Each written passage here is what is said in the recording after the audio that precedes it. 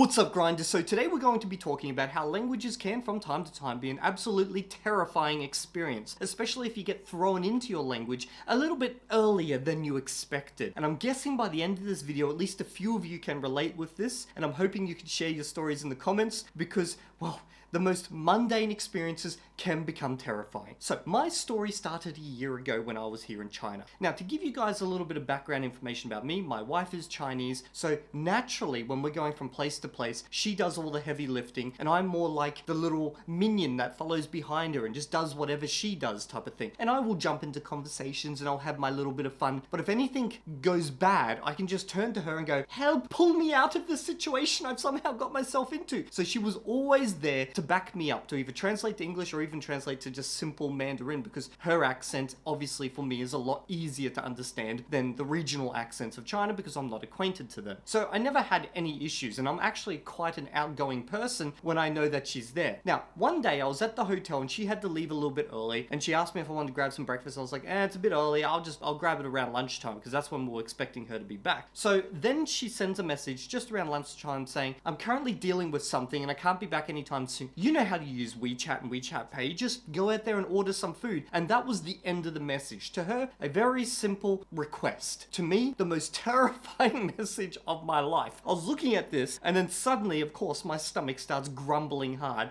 And I'm like, you want me to go out there into the big wide world by myself and order without you? No! And I remember looking at that just going, nah, I'm not that hungry. And I put down the phone and I went and did some other stuff for about an hour, but then I was really hungry by this stage and there was no indication she was coming back soon. So like, I was in that phase of like complete starvation, but also fear at the same time. And then I was like, what am I doing? I'm a big boy. I can do this. And like, I grabbed some pants, pulled them on, put the things on, looked at my phone, stood at the door for a bit, and then I opened it and I stepped out into the hallway and I felt completely naked because she wasn't there to like be my backup guide type of thing. So I walked down the stairs, I walked onto the street, and as the people all walking past me, I'd hear the usual, which just means like foreigner.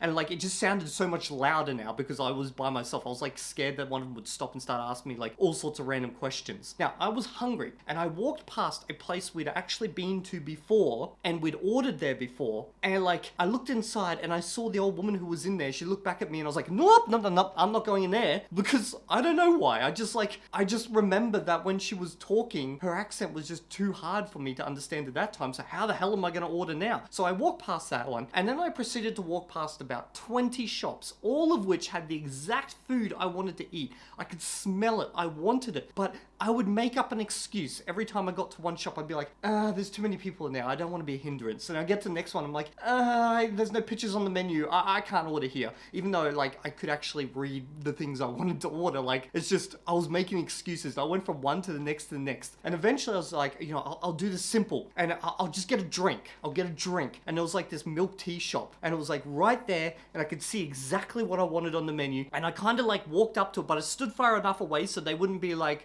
start talking to me type of thing. And then I ran the scenario through my head about how I was going to do this order. Like, okay, what are they going to ask me? They're going to be like, they're going to tell me how much money it is. They're going to like ask me to scan. They're going to like ask me what do they want with milk tea normally? Like, do you want pearls or not type of thing? All these types of things. And like, I remember like I played through the scenario in my head for a while, like standing out there. And then I was like, okay, big boy moment. And I went over to the shop and I was like, 我想要 like my language skills just died in that moment. Like, I was way better than I put on in that moment, but I managed to like clarify that I wanted the milk tea. And then I remember the first thing she asked me was something along the lines of, you're a high shipping, something like that, which is like hot or cold, like hot or with ice type of thing. And I was like, and like I started twitching type of thing, and I was like, and then like in the back of my head it went boom, and I was like, bing, bing, ice, I want the ice cubes, type of thing.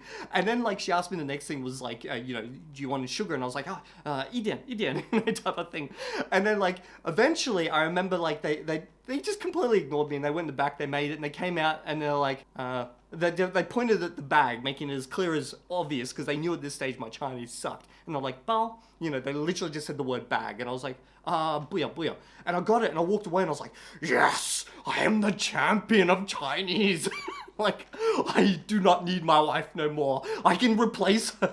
I have my milk tea type of thing. And obviously I walked around a bit sucking on that, feeling like I was freaking Godzilla on the street type of thing, because I managed to get this drink by myself. But then came the real challenge. I needed to order a meal, okay, because I wasn't going to live on a bloody milk drink. And after that, somehow I got it into my head that, you know, it's not that bad. I can do this. A meal's just like a slightly more complex version of a drink, okay? So I like walked again past a couple of shops, and then like I walked to one, I had a look inside, it was like empty, so I couldn't use people as an excuse. The woman was sitting in the back, and she wasn't on her phone, so I couldn't say I was disturbing her as an excuse type of thing. They had the exact meal I wanted on the menu type of thing. All of my excuses failed me, so I was like, let's do this. And I walked in there, and I said, oh yeah, 我想要, and I pointed at it, I went, 牛肉面条, like my fluency started to come back type of thing. And she looked at it, and she went, oh, 没有. And I was like, huh? Oh, you don't have it. Like almost cried to myself type of thing, and I walked out the shop. And I was like, oh my god, now I'm gonna do this again type of thing.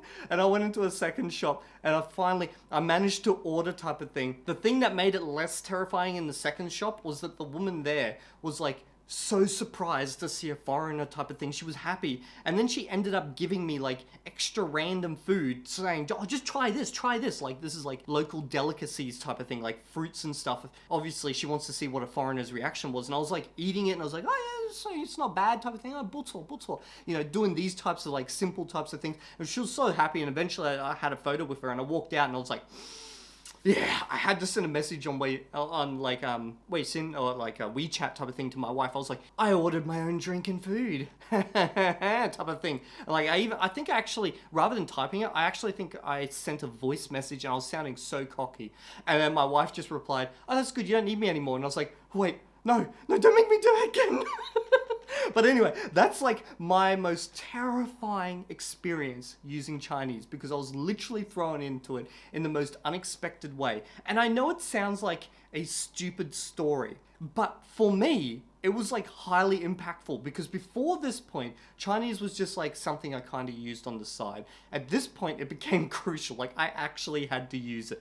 And I get the feeling that a lot of people have this experience with their languages. Maybe I'm completely wrong, but I would love to know if anyone else has been thrown into the most random situation and they weren't ready for it, and what the situation was. It's probably something stupid like mine, where I just had to get a meal type of thing by myself, because I'm assuming not everyone's had this. Like I didn't have this problem with Esperanto, okay? Mainly because I was very fluent before I actually started interacting with most people, like actual interactions and big group settings type of thing. But in this case, I was like at a low intermediate level type of thing. So that's the story. Hope you guys enjoyed it. If you've enjoyed this type of stuff and you want to hear more, just let me know and sub to the channel. I'll see you all in the next video. And if you're not there, whatever language you're learning right now, just imagine I'm going to throw you into the country and make you use it.